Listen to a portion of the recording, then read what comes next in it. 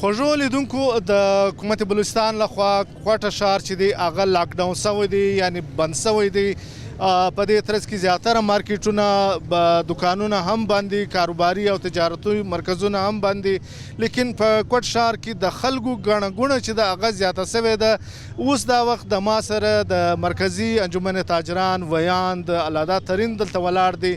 د داسې پوښتنه کوو چې حکومت خو اعلان کړی دی چې خلک دي د کرونا وایرس له امله په کورو کې پاتې سي او د هغه وجه دا ده چې دوی د مرکزونه تجارتي د مرکزونه تړلي دي مارکیټونه تړلي دي لیکن تاسو وینئ چې خلک زیاتره دکانداران هغه په بازارو کې ګرځي بالکل مننه دا زموږ د حکومت کمزوري ده یعنی موږ خو د دغه غټ ګامو سره واخیستو خپل دکانونه مو وتړل د یوه دکان 2 لکم کرایه سته 1 لکم سته 1.5 لکم سته او 10000 به هم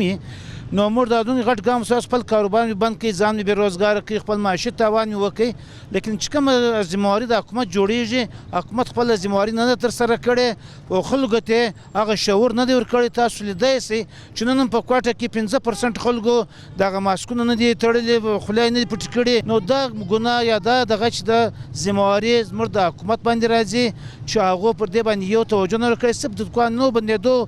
مسله نه حل کړي دکانونه موږ پرون هم تقریبا نیم ښار بند نن د مکمل ښار بند دی او تر هغه به بند د څو پورې دا وبا باندې حکومت کنټرول نه راولي دا نه جوړي د بیخ نه راختلې د دې دغه نه دغسوي نو لیکن چې زه ته ګورم په دغه حال کې دا کوم چې موجوده صورتحال دی هغه ګټې حکومت لاس نشي راوړلی چې د کوم د کار لپاره موږ دغه غټ ګام اخیستی دی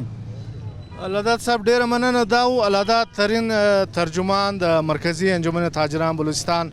د دا غوښتنه کوله چې دا د حکومت ذمہواري ده چې دا خلک چې دي دا چې کوم په بازارو کې دا وخت راوتلي دي هغه په کار دی چې کورو کې کښېنئ ځکه که دا خلک په بازارو کې ګرځي نو د دوی د وجې